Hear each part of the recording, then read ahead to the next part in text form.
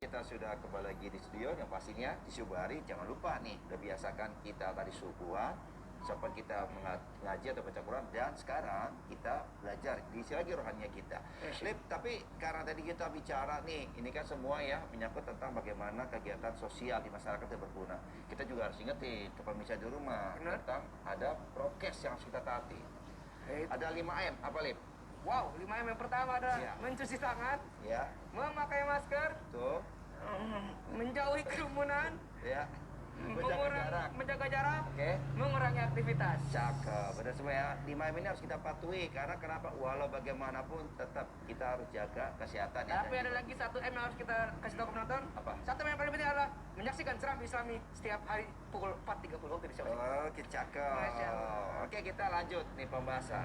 Ini kan menarik sekali ya, anak muda mau menjadi seorang misalkan relawan atau sebagai tenaga ya kemanusiaan ya, dibilang seperti itu. Ini sebenarnya idenya tuh kenapa? Tadi masa pandemi 2 tahun menurut saya, banyak kok anak mahasiswa semasa pandemi justru malah lebih asik, mohon maaf nih, mager di rumah. Karena kerja apa, kuliahnya online dan sebagainya. Tapi kenapa Mas Aris mau loh tujuh-tujuh ke daerah-daerah bagi-bagiin, membantu para relawan ya? Itu kenapa Orang Mas? Gitu? pandemi mah mahasiswa zamannya iyalah kelas Zoom aja nih. Yang penting masuk, tapi off cam. Nanti pas kelas udah kelar di absen, dia baru sadar tuh dia ketiduran, ditinggalin. Nah Mas Aris kenapa malah mau Bikin bantu itu, orang? betul. Oke, kenapa akhirnya mau membangun ya? Karena sebelum pandemi ini hadir, saya pernah terjun langsung ke daerah-daerah terpencil, dan saya merasakan betul, dan itu menjadi sesuatu hal yang patut saya selalu syukuri. Karena kalau misalnya tadi di awal saya bicara soal aspek pariwisata ya, ternyata di luar dari aspek pariwisata dan sebelum adanya COVID, itu kesenjangan sosial sangat berbeda yang ada kita di daerah ibu kota, seperti itu. Dan contoh sederhananya adalah mungkin hal yang biasa kita lakukan di sini itu menjadi sesuatu hal yang luar biasa di sana. Karena pada dasarnya di negara Indonesia itu negara 3T ya. Tadi saya sudah sebutkan, tertinggal, terluar dan juga terdepan. Itu masih ada 112 wilayah yang ada di Indonesia. Dan salah satu contoh sederhananya fasilitasnya di sana mereka tidak memiliki akses listrik. Mungkin kalau misalnya kita di ibu kota, listrik baru mati setengah jam, mungkin kita sudah komplain ke PLN. Tapi bagaimana dengan mereka? Ketika kemarin saya datang ke daerah Sulawesi Tenggara, itu listrik baru tersedia dari jam 4 sore hingga jam 6 pagi. Bayangkan kalau misalnya ada mahasiswa di sana yang membutuhkan listrik untuk perkuliahan Zoom, itu sangat susah. Ini ada nih mahasiswa dari tadi ya, Sultra, dari ada ya? Coba angkat tangan. Nah, ada listriknya di sana? Ada ya? Alhamdulillah. Alhamdulillah. Masih bisa banting ngecas handphonenya dia, Lip ya. Tapi kamu mana aku WhatsApp parasannya nggak ada baterai. Ada, tapi ada. Ada. Oke, lanjut. Nah, sekarang gini. Berarti tadi kisah pengalaman ini kan menarik ya, menjadi inspiratif buat anak-anak muda. Oke, kita ke Pak Dokter. Dokter, ini kita melihat bahwa ternyata anak muda ini sekarang bergerak, ya. Tidak hanya menunggu ya, tetapi mereka berinisiatif untuk ayo kita maju melangkah ke depan walaupun dalam kondisi seperti ini. Ini perubahan-perubahan atau mungkin ya tren-tren seperti ini sebenarnya apakah memang sudah ada ya mungkin yang menggerakkan, kan nggak mungkin ya kalau semua kita lakukan ini nggak ada gerakan hati kecuali ada Allah yang menggerakkan hatinya.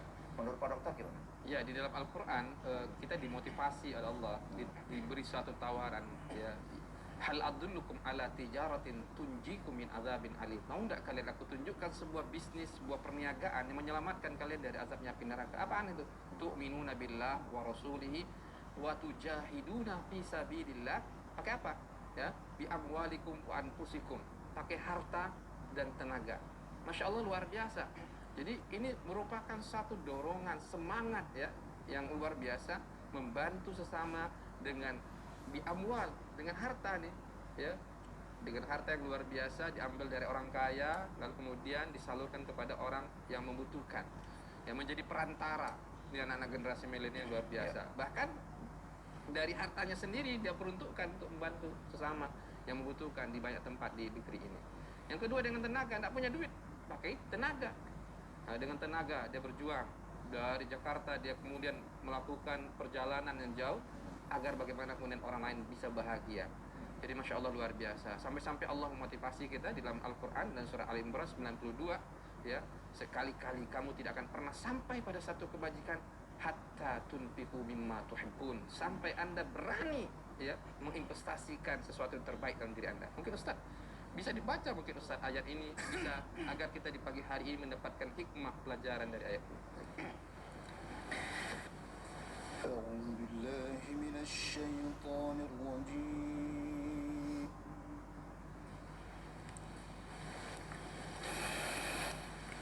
بسم الله الرحمن الرحيم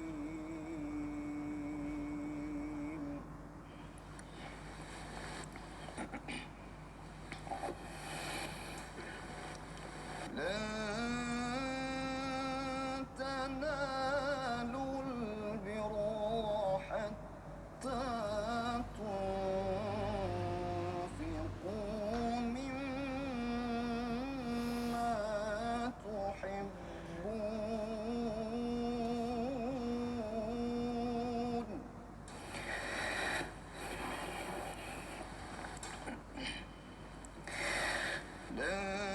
لن تنالوا البر حتى تنفقوا مما تحبون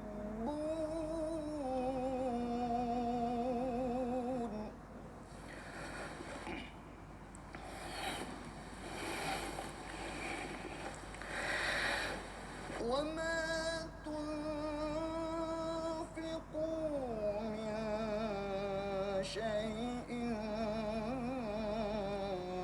فإن الله به عليم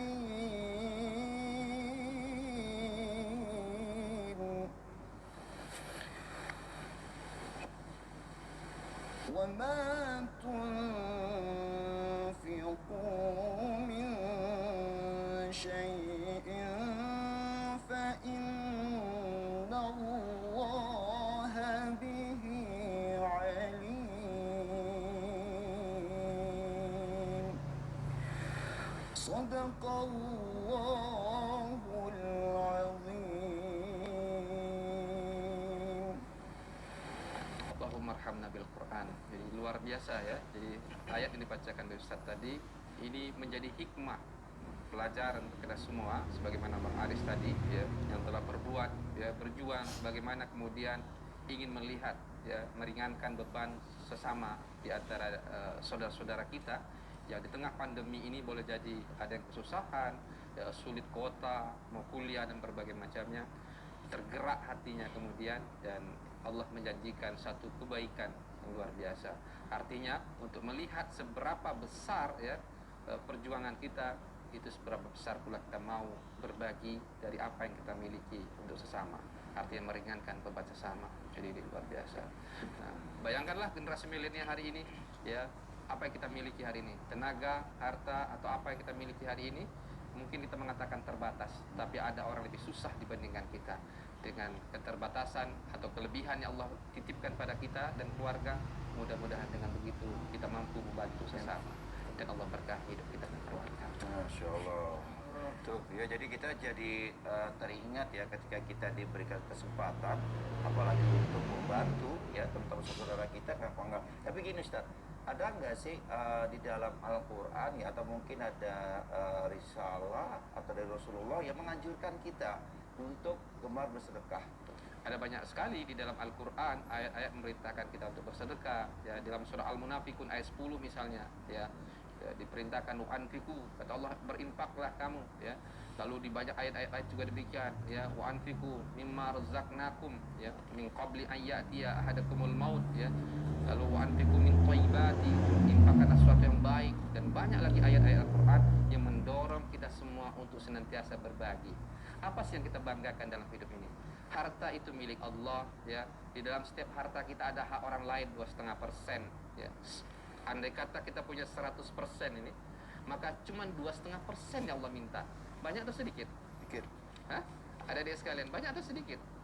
Sedikit 2,5%. Itu artinya kalau ada 100% ya, 97,5% masih milik kita.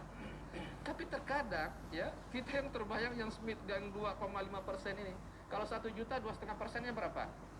25.000 rupiah. Tapi kalau sudah 1 miliar 2,5%-nya berapa? 2,5%-nya 25 juta. 25 juta. Lumayan. Gemetar tuh tangan. Ya Allah, 25 juta kira-kira gitu ya. Ya, tapi kalau sudah 4 miliar berapa? 100 juta. Kata setan, jangan. Tapi ketika engkau tidak mau memberikan haknya orang lain yang Allah sudah tentukan zakat tadi 2,5%, Allah akan ambil yang banyak itu. Keluarkanlah yang sedikit, Allah berkahi yang banyak. Keluarkanlah yang sedikit, Allah berkahi yang banyak itu. Oleh karena itu semangat memberi, semangat berbagi ini. Saya teringat orang tua kita dulu, namanya terima kasih. Aku terima, aku kasih lagi. Nah, sekarang kita terima nggak pernah kasih. Jadi ini Masya Allah luar biasa ya. Jadi memberi tidak akan pernah rugi dengan rajin bersedekah dan berbagi di antara kita. Nah, ini PR yang bagus banget nih, Lip, terutama buat adik semua ya.